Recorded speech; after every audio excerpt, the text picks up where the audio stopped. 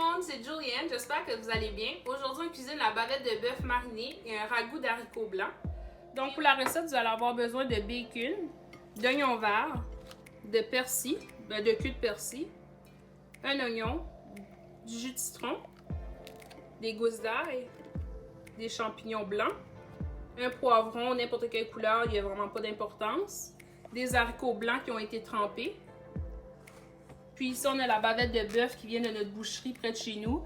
Puis on les encourage parce qu'ils ont vraiment des belles coupes de viande. Puis cette semaine, on a choisi la bavette de bœuf qui a été marinée érable et chipotelée.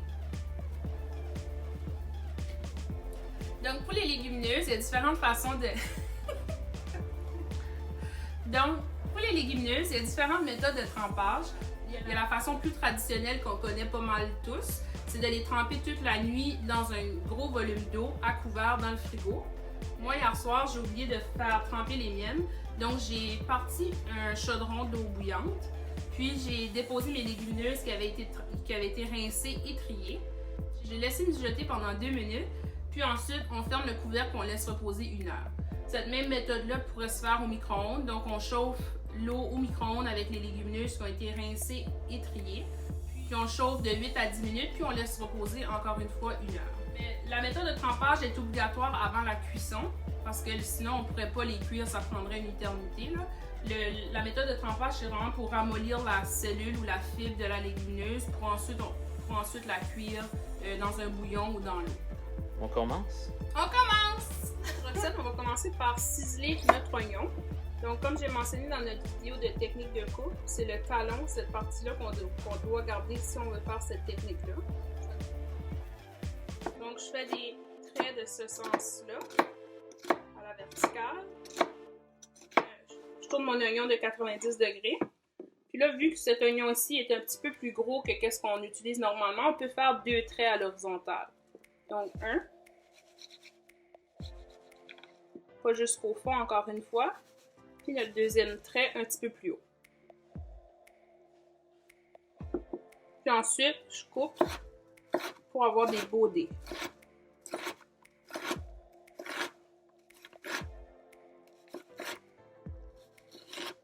Donc moi, mon truc en cuisine, je commence par tout couper, tout préparer, puis ensuite je commence mes cuissons. Comme ça, on peut ajouter tous les ingrédients un en arrière de l'autre dans la casserole. Je prends ma deuxième section, puis je répète les mêmes étapes qu'on vient de faire.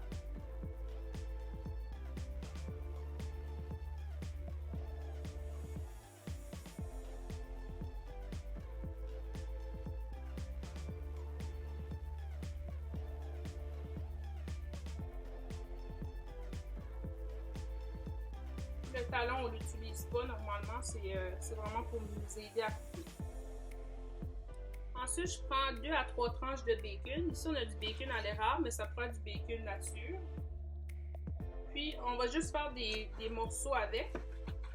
Peut-être un quart de pouce de large. Puis, le bacon, c'est facultatif. Dans une casserole à feu moyen, on va ajouter le bacon et les oignons. Là, ils sont un petit peu gros, donc on peut leur donner on peut les couper en 2 avant de les couper. Pas avoir des trop gros morceaux sous la dent. Puis pour que ça soit proportionnel aux haricots.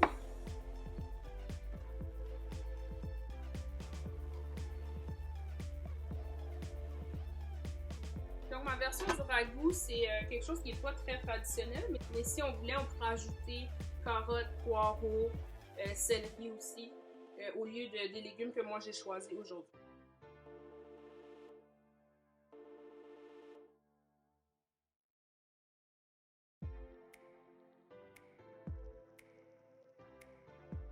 Donc on va attendre juste un petit peu. Une fois que le bacon va avoir rendu un peu de son gras, on va pouvoir ajouter le reste de nos légumes. Donc pour le poivron, on va le couper en macédoine. Donc on fait des lanières assez larges, puis ensuite on va faire des dés avec.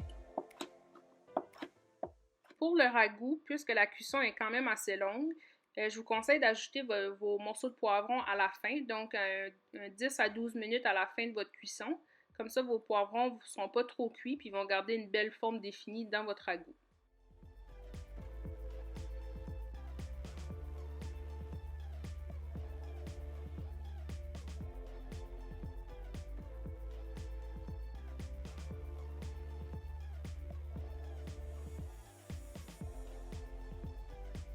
Puis on veut une légère coloration. Ça donne vraiment du goût à notre recette finale.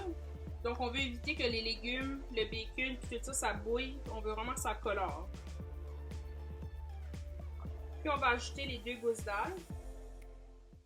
Donc on recouvre de liquide. Puis ensuite on cuit à couvert à feu doux pendant au moins 25 à 30 minutes. Puis ça, on va porter ça à ébullition jusqu'à ce que les légumineuses soient prêtes.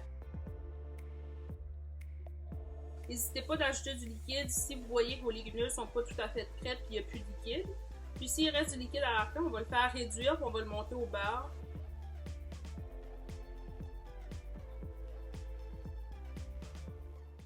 Dans une poêle vraiment chaude qui va au four, vous allez déposer un bon filet d'huile, puis vous faites déposer vos steaks. Moi, la façon que j'aime le faire, vu qu'on n'a pas de barbecue encore d'installer, on le fait à la poêle, puis je colore les 2 côtés, puis ensuite j'envoie la poêle au complet dans le four pour un bon 10 minutes à 350 degrés Fahrenheit, tout dépendant de l'épaisseur de votre steak aussi. Ça va vous donner une belle cuisson médium saignant. Vous allez voir à la fin de la vidéo, j'ai mis une photo finale de notre assiette. On va garnir notre ragoût avec des oignons verts, du persil frais, puis un peu de jus de citron. Cette recette-ci, vous pourriez le faire avec d'autres types de légumineuses. Moi, j'ai choisi les haricots blancs, mais si vous préférez un autre type de légumineuses, c'est possible aussi. Puis, ça serait possible d'utiliser des légumineuses en conserve. Pour les oignons verts, je les ai coupés en 2, puis je vais retirer les bouts avec les racines. Puis ça, vous pouvez les replanter soit en terre ou dans l'eau. Puis ça va pousser, ça va vous donner d'autres oignons. Je vais juste faire des rondelles, des tranches très fines.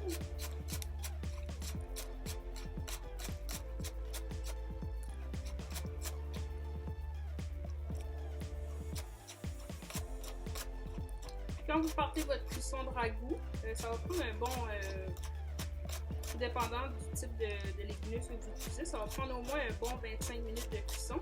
Mais sortez vos steaks pour qu'ils puissent tempérer un petit peu.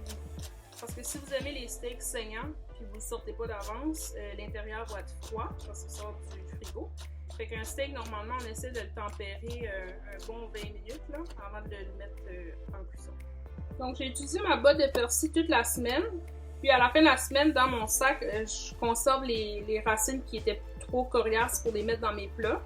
Puis, moi, au congélateur, j'ai toujours un contenant rempli de carcasses de poisson, fruits de mer, viande.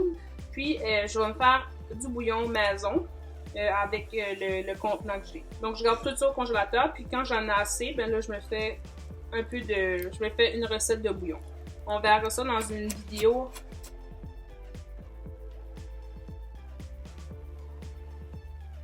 Si vous aimeriez un ragoût un petit peu plus relevé, c'est possible d'ajouter de la sauce piquante. Soit la sauce piquante liquide ou même des flocons de piment séchés.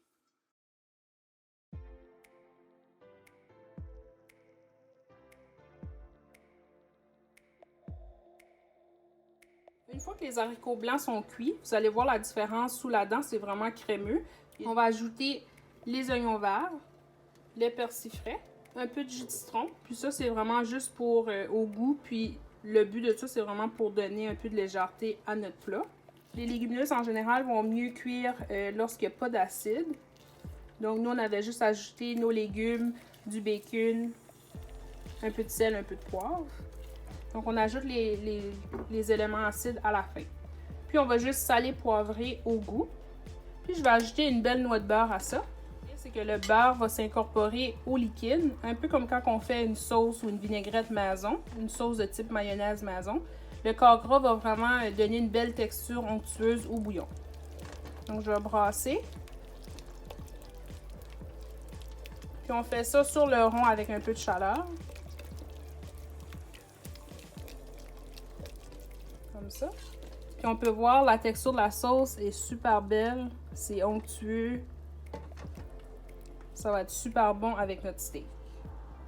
Donc voici le résultat final. On a notre ragoût d'haricots blancs avec nos légumes et bacon, des haricots verts au beurre, puis on a notre bavette avec la cuisson entre médium saignant et saignant. Puis on va juste finir avec un petit peu de sauce.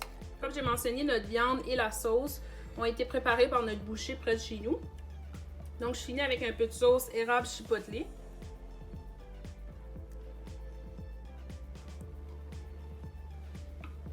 Et voilà, bon appétit!